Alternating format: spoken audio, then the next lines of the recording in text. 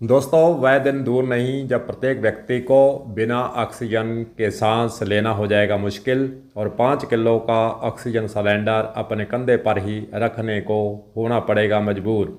यह इशारा इसलिए हम कर रहे हैं कि राजस्थान में इन्वेस्टमेंट के नाम पर, विकास के नाम पर हजारों पेड़ काटने की हो रही है तैयारी। 12 जिले के अंदर 1 लाख से ऊपर काटे जाएंगे पेड़।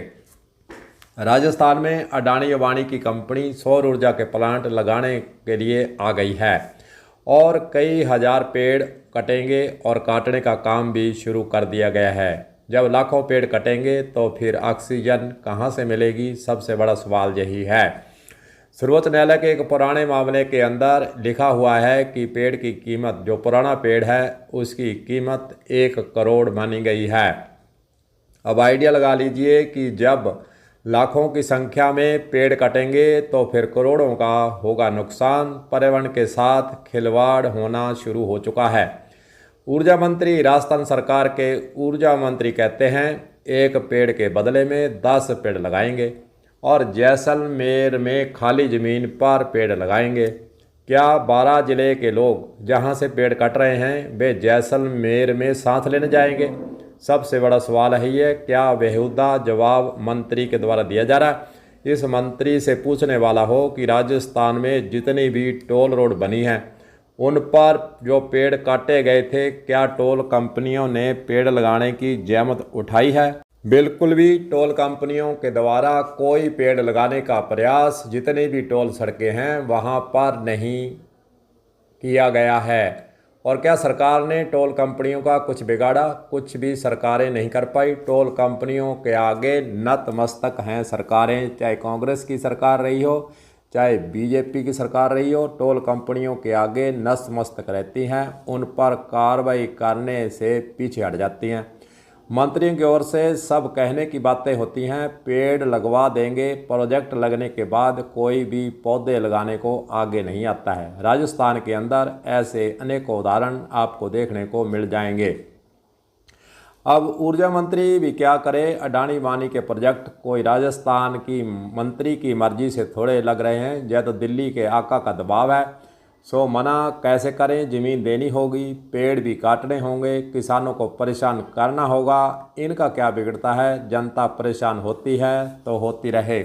सरकार और ऊर्जा को बढ़ावा देना चाहती है तो सरकार अपने स्तर पर काम करे, किसानों को प्रोजेक्ट लगाने की सुविधा देवे, छोटे जीएसएस बनाने का काम करे, किसान को आय होगी और लोगों को बिजली भी मिलेगी। पर नेताओं को तो अपनी राजनीति करनी है, सारे काम कंपनियों के जरिए होंगे। विभागों में कर्मचारियों की भर्ती नहीं के बराबर होने लग गई है, इसलिए तो बेरोजगारी बढ़ती जा रही है। सरकार पका पकाया माल चाहती है, कोई दिमाग ना लगाना पड़े। सरकारें लोगों के सुख दुख दूर करने के काम के लिए बनाई जाती हैं, पर अब तो जनता को परेशान करने वाली सरकारें उत्पन्न हो रही हैं। चलिए फिर 12 जिले के अंदर जो कार्रवाई हो रही है उसके बारे में आपको जानकारी देते हैं। केंद्र सरकार ने ग्रीन को एनर्जी कंपनी को प्रोजेक्ट देने की मंजूरी दी है, लेकिन स्थानीय संगठन यानी राजस्थान के 12 जिले के लोग इसका विरोध भी कर रहे हैं। संगठनों ने चेतावनी दी है कि यदि पेड़ काटे गए तो आंदोलन किया जाएगा।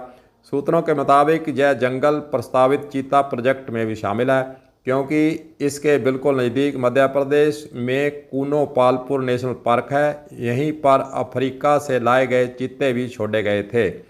जानकारों के अनुसार चीता के लिए शाहबाद के जंगल बेहद अनुकूल हैं। वन विभाग अधिकारियों के अनुसार दिसंबर 2023 में चीता कूनो से निकलकर शाहबाद क्षेत्र के बाज अमली वन क्षेत्र तक पहुंच गया था। इससे पहले भी फरवरी 2023 में चीता बाड़े से निकलकर शाहबाद के मामोनी तक पहुंचा था। दोनों बार वन विभाग की टीमें उसे वहां से वापस लेकर आई थी।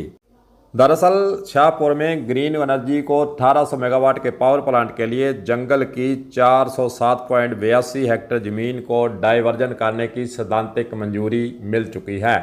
इस वन भूमि के बदले जैसलमेर की जमीन उपलब्ध कराई गई है। कंपनी इसके बदले में जैसलमेर के अंदर 471 हेक्टेयर में गैर भूमि और 184.84 हेक्टेयर वन भूमि में पौधारोपण कराएगी। लेकिन यह करवाएगी या नहीं करवाएगी यह तो वक्त बताएगा, लेकिन बात हो रही है।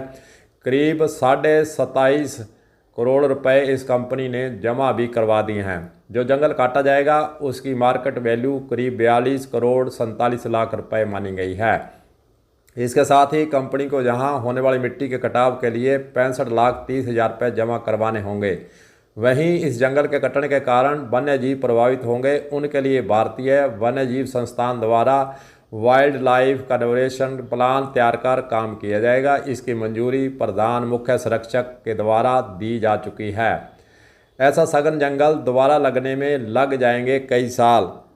पर्यावरण प्रेमियों का कहना है कि जंगल की जिस ज़मीन के बदले पावर प्लांट लगाने की मंजूरी मिली है वह शाहाबाद कन्वर्शन रिजर्व लेपर्ड सुरक्षित क्षेत्र के अंदर शामिल है। यहाँ भालू, लेपर्ड आदि विभिन्न वन्यजीव पक्षी मौजूद हैं। शाहाबाद के जंगल में 800 से ज़्यादा प्रजातियों के पेड़ हैं। यहाँ तक कि 150 से 200 साल पुराने पेड़ भी हैं। इतना सघन वन विकसित करने में कई साल लग जाएंगे, जो किसी के बूते की बात नहीं होगी, न सरकारों के, न कंपनियों के, न कंपनियों ने कुछ करके दिखाना है। वहीं दूसरी ओर शाहाबाद जंगल के अंदर जो पेड़ कटने की खबर आई है उसके बाद चिपको आंदोलन की चेतावनी वहां के लोगों के द्वारा दी जा चुकी है। शाहाबाद जंगल में बिजली प्लांट लगाने को लेकर करीब 1.25 लाख पेड़ काटने के विरोध में पर्यावरण प्रेमी और सामाजिक संगठन विरोध में उतर आए हैं। पेड़ों और जंगल को बचाने के लिए आंदोलन की रूपरेखा तैयार की जा रही है। विभिन्न संगठनों के प्रतिनिधियों ने उपवन संरक्षक से मुलाकात कर वन भूमि को पेड़ काटने को लेकर विरोध जताया।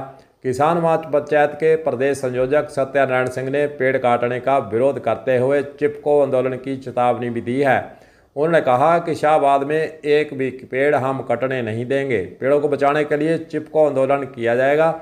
शाहाबाद व नाहरगढ़ की असिंचित कृषि भूमि के लिए सिंचाई परियोजना नावेड़ी, राड़ी, बरनी, कई ग्रामीण सड़कें वन विभाग ने रोडों से बरसों से अटकी पड़ी है, जबकि वह एक निजी कंपनी के जंगल को उजाड़ने का काम किया जा रहा है।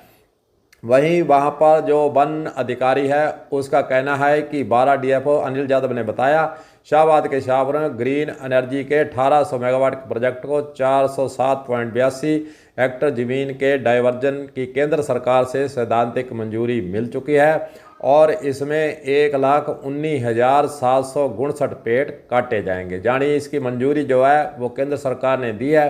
केंद्र सरकार के अंदर आका के द्वारा अडानी अंबानी को जो मंजूरी देने का काम होता है वह जो कई दिनों तक सरकारें लगाती हैं वहाँ पर यह मिनटों में हो जाता है। इसलिए राजस्थान को चुना है। बीजेपी सरकार है और सौर ऊर्जा की हालांकि यहाँ पर उपलब्धता ज़्यादा है और सूर्य की जो किरणें हैं राजस्थान के अंदर भारी मात्रा में पड़ती हैं। सौर ऊर्जा की अगर देखें तो इसका जहाँ लगाने का जो रास्ता है वह तो है, लेकिन जो पद्धति अपनाई जा रही है, जो सरकारों के स्तर से बड़ी बड़ी कंपनियों को ठेका दिया जा रहा है, उसकी बजाय छोटे किसानों को और उनके छोटे प्रोजेक्ट लगाकर इस काम को किया जा सकता था। लेकिन आका का हुक्म है, उसको पूरा करना सरकार के लिए बाध्यता है। सरकार मना नहीं कर सकती। चापलूसी का ज़माना है, इसलिए सरकार विरोध करना नहीं चाहती। अब देखते हैं चिपको आंदोलन से पेड़ों को बचाने के लिए कितने लोग जुड़ते हैं। क्या इस प्रोजेक्ट को वहां से उखाड़ फेंकने का काम ग्रामीणों के द्वारा किया जाता है या फिर जो आका का आदेश है वह राजस्थान सरकार 100% लागू करने के लिए प्रयासरत रहती है। कलम न्यूज़ के लिए गुरदेव सिंह सैनी की रिपोर्ट।